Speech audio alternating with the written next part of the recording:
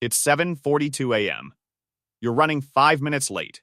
You grab your phone, you hit that one button order you've hit 100 times, and you tell yourself, it's only $1 more to make this easier. $1 to upgrade the drink size. $1 to add the flavor shot. $1 to skip the line. $1 to get it delivered instead of picking it up. $1 to avoid walking to the slightly cheaper place across the street. $1 to save, what, 2 minutes? And look, I'm not judging, because I do this too. But here's the thing. When you're doing this all day, not just once, that only $1 becomes a quiet little tax on your entire life. And if you're wondering why your money disappears even though you're not buying yachts or Rolexes, this video is going to feel uncomfortably personal. Because the most expensive habit in your budget is not the big dramatic purchase. It's the tiny convenience decision you don't even remember making. My name is Ethan, and I spend way too much time thinking about the convenience tax, those tiny upgrades, fees, and just make it easy purchases that quietly wreck your budget. If you're someone who works hard, makes okay money, but still feels like you're never getting ahead because your spending leaks out in small daily choices, make sure to hit the subscribe button and give this video a thumbs up if this helps you out. All right, let's talk about the $1 habit. What the $1 convenience habit actually is. When I say the $1 convenience habit, I'm not saying you literally spend $1 one time. I'm talking about the reflex. That moment where your brain sees a tiny price difference and goes, whatever. That's basically free. And you choose convenience. It's the extra fee you accept because you're tired. It's the upgrade you accept because you're stressed. It's the roundup, the priority, the service fee, the just this once. And because each one feels small, your brain doesn't flag it as a problem. But your bank account absolutely does. Here's what most people don't realize. Your budget isn't being destroyed by one bad decision. It's being destroyed by 100 tiny decisions that feel too small to matter. The $3,600 number isn't random. Let's get into the math, because I want you to feel why this is real. If you pay an extra $1 for convenience, 10 times per day, and yes, that's easier than you think, for 365 days, that's $3,650 per year. That's the whole video. That's the title. And I can already hear you going, Ethan, I'm not paying $1 10 times a day. Now, you might be thinking that. So let's do a reality check, because people underestimate this constantly. A normal day of convenience premiums, realisms. Morning. $1 extra to upgrade the coffee size. $1 to add a flavor shot. $1.50 convenience store markup instead of buying in bulk. Midday. $2. $4 in delivery/service fees that you mentally ignore because it's not part of the food price. $1 extra to add chips or a drink. $1 tip you didn't plan because the screen asks and you feel awkward. Afternoon. $1 vending machine premium. $1 quick app purchase or microtransaction or random add-on. Evening. $3. $8 difference between cooking and ordering because the convenience is the whole product. And that's not even counting subscription creep or junk fees, or the fact that digital payments make spending feel less painful, which, by the way, researchers literally study. A 2024 meta-analysis in the Journal of Retailing looked across 71 papers and found consumers spend more with cashless payments than with cash, what they call the cashless effect. So, if you're tapping your phone for everything, your brain is basically on easy mode for spending. This is where it gets really interesting. It's not that you're bad with money. It's that modern money is designed to remove friction. And friction is what keeps you from spending. The biggest place this shows up, food convenience. Let's talk about the category where this habit becomes a financial monster, food convenience. And I'm not saying never eat out. Look, life is life, but we need to name what's happening. According to the U.S. Bureau of Labor Statistics, the average consumer unit spent about $3,933 in a year on food away from home, restaurants, takeout, meals not prepared at home. Bureau of Labor Statistics. That number should hit you in the face a little, because it's basically the same as our $3,600 convenience habit number. And the Bell's data also shows spending at fast food alone was around $1,726, and full-service restaurants around $1,485 in 2023. So when people say, I don't have money to invest, a lot of the time what they mean is, I have money, but it's being converted into convenience. And here's the scary part. When your money turns into convenience, you don't even get a lasting benefit. You get a shorter walk, a quicker meal, a slightly easier day, and then it resets tomorrow. Why your brain loves the $1 habit. Why is this so hard to stop?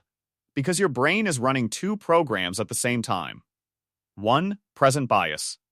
Your brain overvalues what helps right now. Right now, hunger, stress, time pressure, low energy. Later, I'll deal with it. Future me can handle it. Future you is always the one stuck paying for it. 2. Decision fatigue. By the end of the day, you don't want to think. So you pay to remove decisions. That's why the convenience habit spikes after work. You're not lazy. You're mentally cooked. 3. The pain of paying is gone. When you tap your phone, it doesn't feel like money leaving your body. Cash feels painful. Cards feel abstract. Phone taps feel like nothing. And research backs that up. Studies show people perceive electronic and especially contactless payments as hurting less, and cash as more helpful in preventing overspending. Science direct. So your brain is basically like, sweet, free stuff, except it's not free. It's just delayed. 4. Social pressure. Those payment screens, the ones that flip around and ask for a tip, that's not neutral. That's emotional manipulation. You don't want to look cheap, so you hit a button. And if you're doing that multiple times a week, it becomes a stealth subscription. Why this matters more than you think. All right, quick math, because this is the part that changes how you see it. If you redirect $3,600 per year into investing, let's say a boring long-term index fund approach, and it grows at an average 8% over time. In 10 years, that's about $52,000. In 20 years, about $165,000. In 30 years, about $408,000. In 40 years, about $930,000. That's not a latte joke. That's a retirement difference. That's I can breathe money. That's I have options money. And you didn't earn more. You just stopped donating cash to convenience. Now, you might be thinking, okay, Ethan, but my life is busy. Convenience is the point. Yes. Totally. So let me be clear. I am not telling you to become a monk who meal preps quinoa at 4 a.m. I'm telling you to stop paying the convenience tax blindly, because right now, you're paying it without even noticing. The hidden enemy, fees that pretend to be normal. Let's talk about all the small fees that don't feel like spending, but absolutely are. Convenience fees, service fees, delivery fees, resort fees, processing fees. The FTC literally stepped in with a junk fees rule around ticketing and lodging, pointing out how consumers get surprised by piles of fees. They estimated the rule would save consumers up to 53 million hours per year of wasted time searching for total prices valued at more than $11 billion over the next decade. That's not a small issue.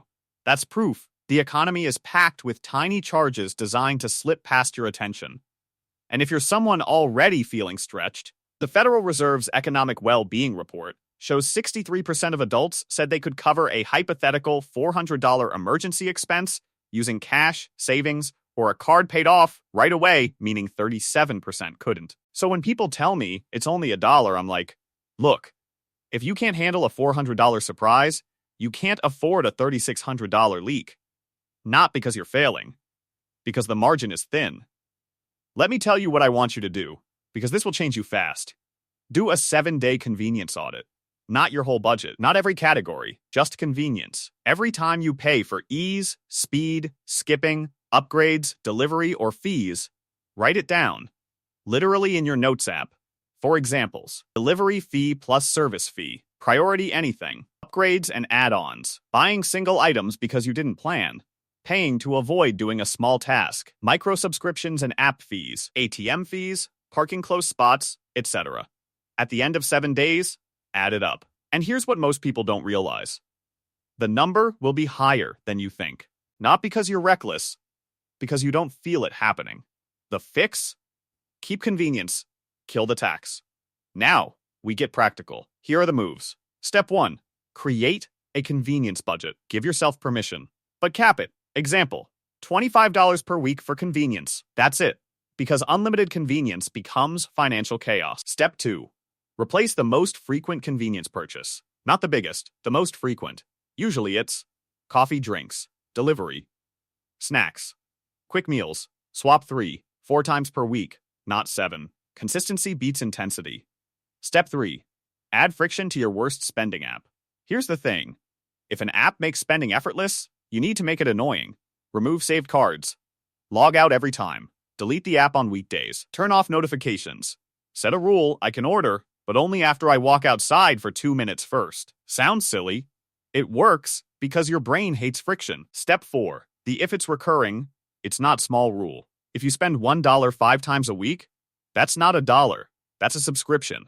Treat it like one. Would you subscribe to random convenience for $20 a month? Because that's what you're doing. Step 5. Auto transfer the savings. This is critical. If you don't move the money, it will get respent. Set an automatic transfer, weekly or daily, even $10 a day, into a high-yield savings account or brokerage, because the goal is to convert convenience spending into wealth building automatically. But Ethan, my time is worth more. True, but then we need a system where convenience is used strategically, not emotionally. Convenience should solve real constraints like childcare pickup, not boredom and low energy. But I deserve it. You do. I agree. But you deserve peace more than you deserve a $1 upgrade. You deserve margin. You deserve savings. You deserve options. This won't make me rich. No. By itself it won't. But it will stop you from staying broke while you try to build wealth, and that matters. Here's what I want you to remember. You don't need a dramatic life overhaul. You need to stop bleeding money in places you don't even notice. The $1 habit isn't about being cheap. It's about being awake. Because the same person who can't find $100 to save can accidentally spend $300 this month on tiny conveniences and have no clue where it went. And once you see it, you can't unsee it. So do the 7-day convenience audit. Pick one high-frequency leak. Cap your convenience budget. Automate the savings. And watch what happens over the next 30 days, because it will feel like you got a raise without changing your job. If you want more videos like this, simple money rules, investing basics, and realistic ways to build wealth without hype, subscribe to Growth Wealth Mindset and drop a comment. What's your biggest convenience leak? I read them, and I'll make follow-up videos based on what you're dealing with.